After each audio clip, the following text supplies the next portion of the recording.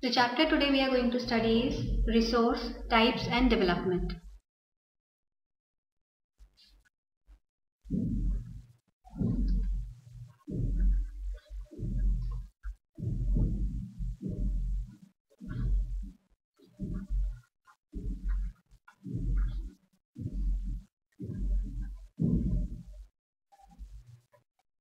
The first word of the topic is resource. What do you understand by a resource? If I say that the pen you are using right now, is it a resource? The pencil you're using, is it a resource? The copy on which you are writing, is it a resource? The answer will be yes.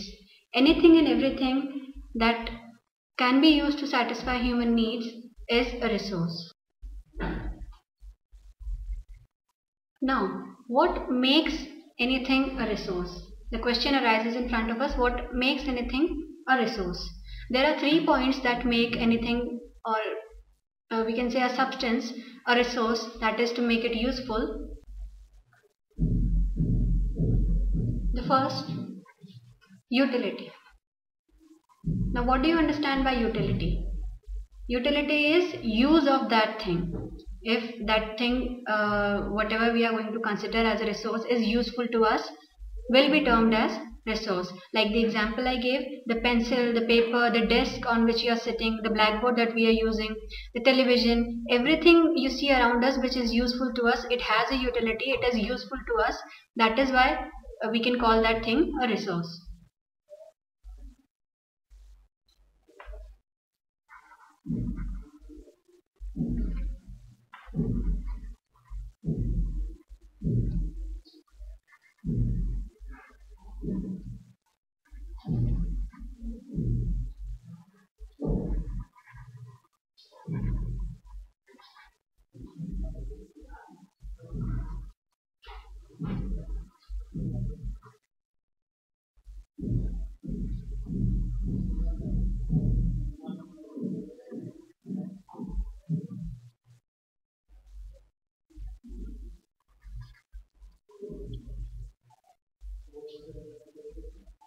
The second point, sometimes it happens that the thing itself may not have a use, but with the human technology, with the human mind, we make it a resource, we make it useful for us. So, development by human beings. And the third point is, the thing should have a value. Now, value can be of many types. It can be subdivided into 4 parts. First is economic value. That is, when any material is used for production, it has an economic value. The second is legal value.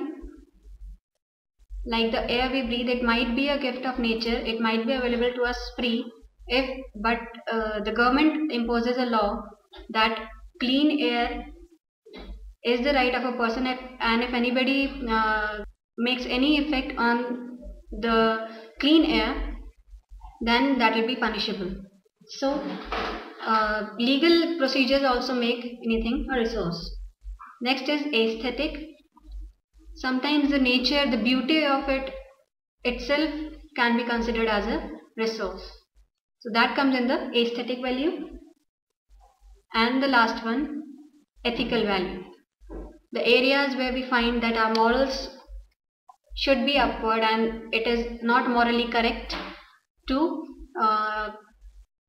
make any harm to the thing, like the national parks we have, like the beauty we have in the nature. So these things have ethical values. Now, the resources can broadly be divided into 3 parts. First is natural resources. Second is human-made resources. And the third is human itself.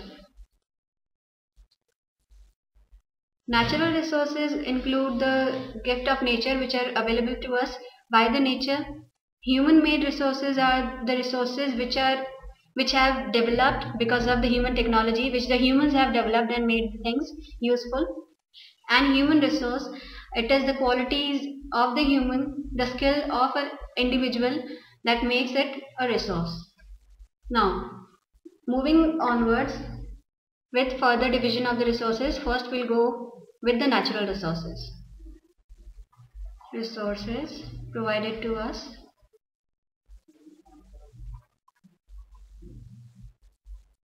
by nature are called natural resources. Now, natural resources can further be subdivided into many parts.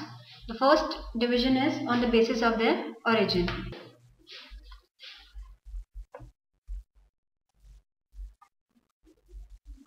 On the basis of origin, the resources can be divided into two parts. First is biotic resources and second is abiotic resources. These topics have already come in your class 7th, so I am sure you should know it. Biotic resources are all the living beings.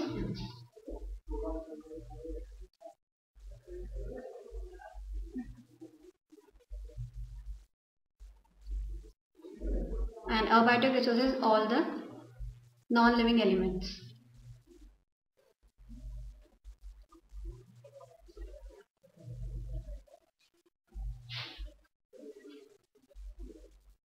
The second division is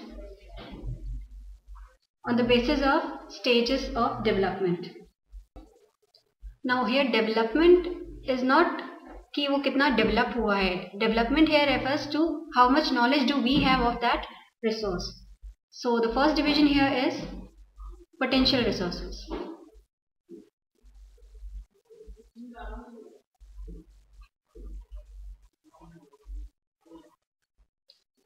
Potential resources are resources which are found in a region but are not yet developed to their full potential.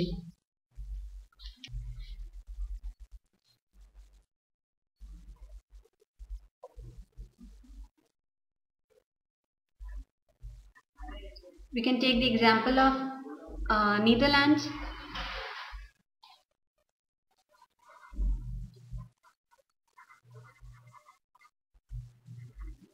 Where high-speed wind provides us a very potential source of energy, but it is not still completely in use. The people there have not been able to tap the complete power of the energy. Similarly, we can take another example of Africa, where water resources are available, but still they have not been tapped, and people are still not able to get their hold of all the water resources available over there. Now the second division again here is the actual resources. Actual resources are resources which have been surveyed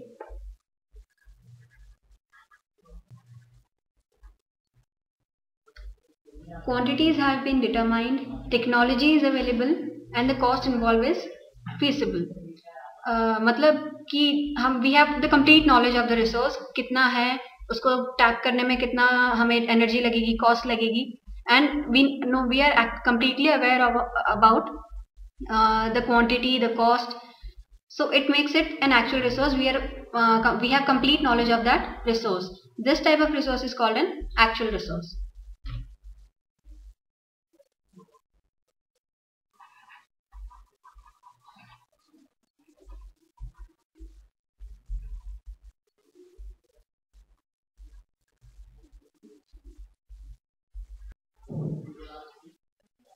As an example, we can take coal in Ruhr region of Germany, soils of the Deccan Plateau of Maharashtra,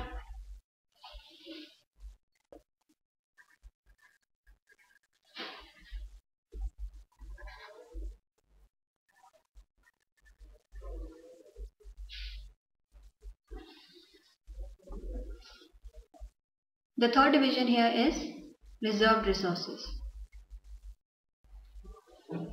They are nothing but a part of the actual resource, something which we know about, we have the complete knowledge, but we are not tapping it right now because we are hoping to utilize it in future, or maybe we are saving it for the future. So reserved resources are the resources which have been preserved and which are not being tapped in the present, but will be used in future.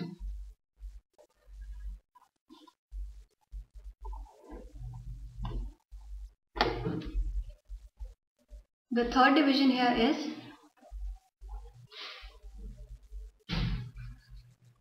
on the basis of renewability. This again can be further divided into two parts. First is renewable resources. This is simple, I think. The resources which can be renewed or which renew themselves in a short period of time. As an example, we can take solar energy or wind energy. But a doubt comes here that water, if we take the example of water should be considered in renewable energy resource or non-renewable energy resource. अभी हमें लगता है कि पानी हमारे आसपास है, बहुत है, and it is not going to end. But we cannot be so sure. Why we are trying to preserve water? Why we are trying so much that we should not waste water? It is because maybe at present we are getting the water at a fast rate, but in future the renewability process may not be so fast, and the water, if we are going to consume all the water available, there will be no water for consumption in future. And if we are going to wait for new water to come to be in form, it is not going to happen. So water, if we talk about in general language, may be called a renewable resource, but it is included in the non-renewable resources. The non-renewable resources are resources which take a very long period of time to renew themselves, and they have a very limited stock also. It's not like they cannot be formed again. They can be formed again, but the process it takes is a very long one, and it takes a lot of time. The non-renewable resources can further be divided into two subparts. The first is recyclable non-renewable resources, and the second is non-recyclable non-renewable resources. As an example of recyclable non-renewable resources, we can give metal or mineral ores which are used to make metal. The iron content available on our earth is limited, but it can be renewed, it can be recyclable and used again, like iron, etc. The non-recyclable non-renewable resources include the resources like fossil fuel, which if we finish by consuming are not going to be available to us for a very long time. The next division is on the basis of distribution. On the basis of distribution, the resources can be divided into two parts. First is ubiquitous.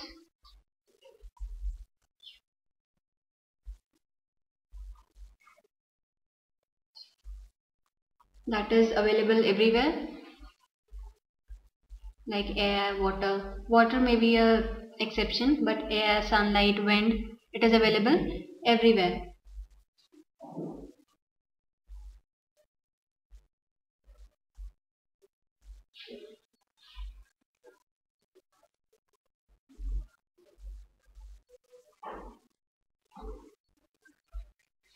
The second division here is localized. That is found in a limited area.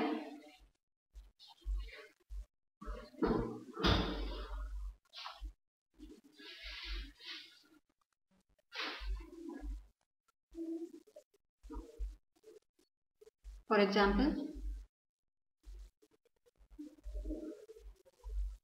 metals. Particular metals are found in particular areas only.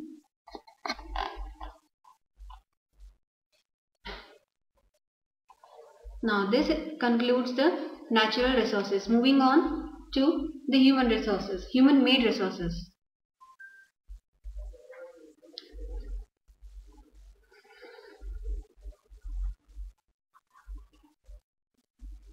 These are the resources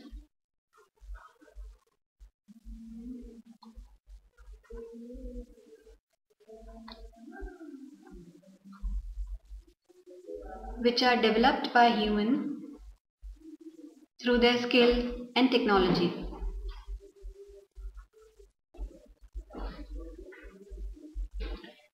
We can take the example of iron ore. Iron was available on the earth since the earth was made, but it was because the human were not using it, it cannot be considered as a resource. But since the humans started using iron and other metals, then iron is considered as a resource.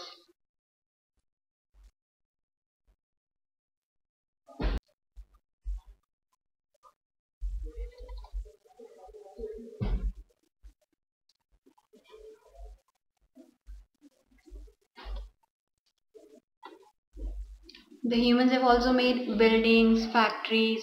So with their technology, with their skill, with the inventions, they have moved on and they have created the resources.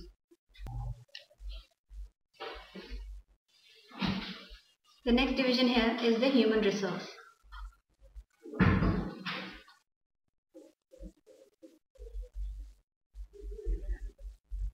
Now, humans कैसे resource हुए? Whatever the resources or the free gifts of nature were available to us, they became a resource because humans started inventing uses of them. So for making use of the available natural resources, of course human has to have some talent. So because human developed those talent, those skills, so he himself became a resource. We can take the general example of the services that we are giving. Today I am standing here in front of you, I am giving you the part of knowledge that I contain. So I am a resource to you, I am useful to you. If you are giving your knowledge to your younger brother or sister, then you will be a resource to them. So humans themselves are also a very important part of the resources. Human resources can be improved, or we can say improvised, by education. If a person is educated, obviously his work capability will increase. The second option here is health. If your health is not good, then you cannot give your 100% to anything you work in. If a worker is working in a factory and most of the time he is on leave because of his bad health, so he is not giving his 100% to the factory, so he is not giving the output he should be giving. So health is a very important factor when we consider the human resources. The next is training. If a person is trained to do a certain work, obviously he will give better output than the person who is not trained to do the certain work. So training provides the knowledge of the work to the person, and that knowledge improves the output of the person. So human can be considered a resource only when the education is there, good health is there, and proper training is there. But then the question arises that the poor people who are working as a laborers, they don't have education, they might not have good health, they most of the time don't have training. Are they resources? Yes, they are resources. Though they are not fulfilling all the requirements of the human resources, but still they are giving us an output. But that output can be improved if these three factors are imparted on them, are provided to them. Now, with all the resources that we studied, there have been a constant tapping of the resources call it natural resources. Basically, will be studying about the natural resources because they are the resources which are provided to us by nature, and if we spoil it all or we do not conserve them, it is going to harm us ultimately. So, effects of the overuse of resources.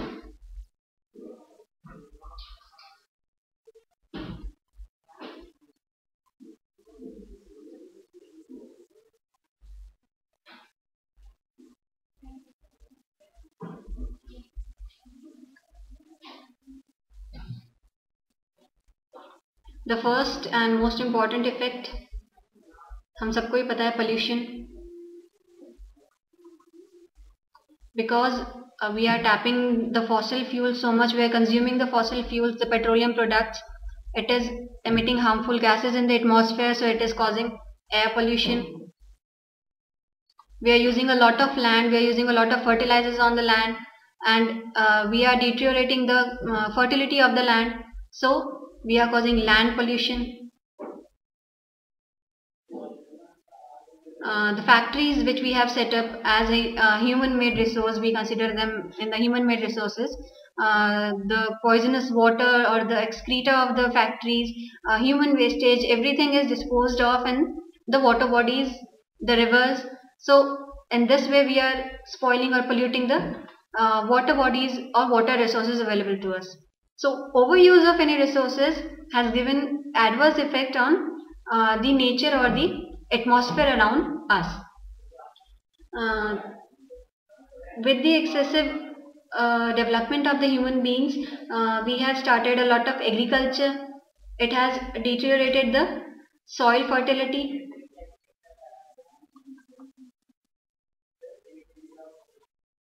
Also, excessive cutting of woods, cutting of trees in the forest have given rise to deforestation, which is giving an adverse effect on the environmental balance.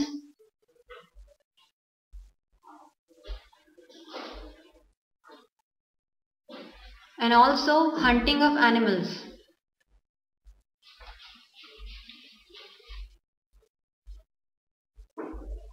Now, how does hunting of animal gives an adverse effect? We can say that if we are going to hunt down a particular species of animal, it is going to break the food chain, and ultimately the effect will be seen in both the upper side of the food chain and the lower side. Either the population of the lower side will increase if the predator is hunted down completely, then the herbivorous animals will increase in population. They will consume all the greeneries or the flora available. Then ultimately it will come to the human beings to control their population. So overuse of any resource does give an adverse effect. Now, how these effects can be overcome or the resources available to us can be conserved.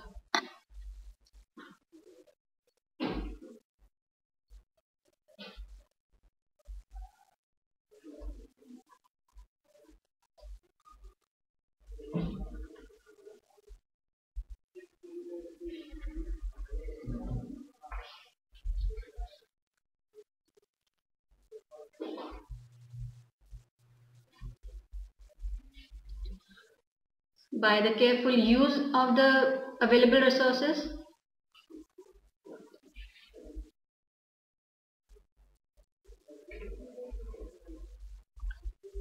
using them according to our needs only,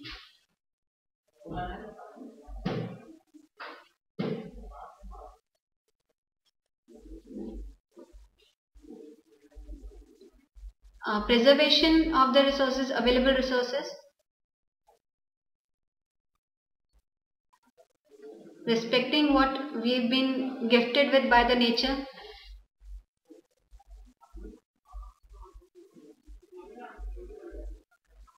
and ultimately encouraging recycling and reusing of the resources.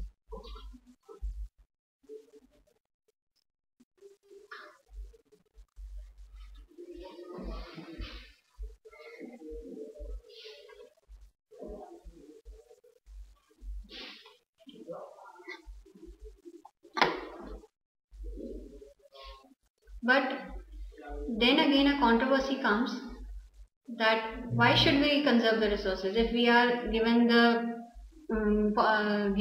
choice that we can use all the resources? Why should we conserve them, and or why should we protect them? It is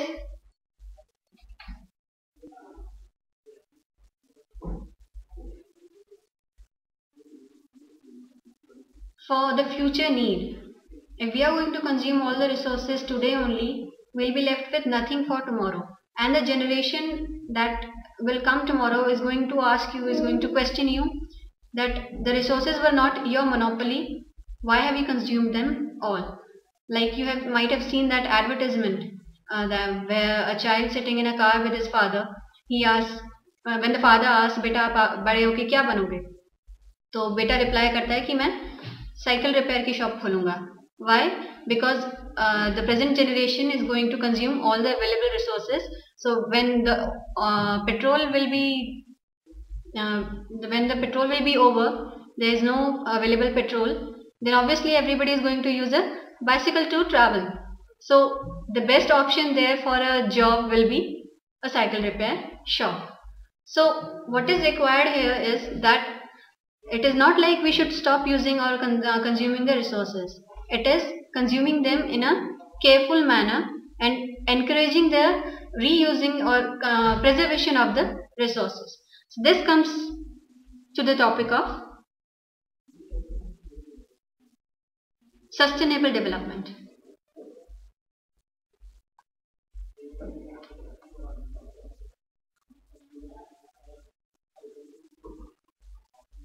Sustainable development means balancing the need to use resources and also conserve them for the future generation.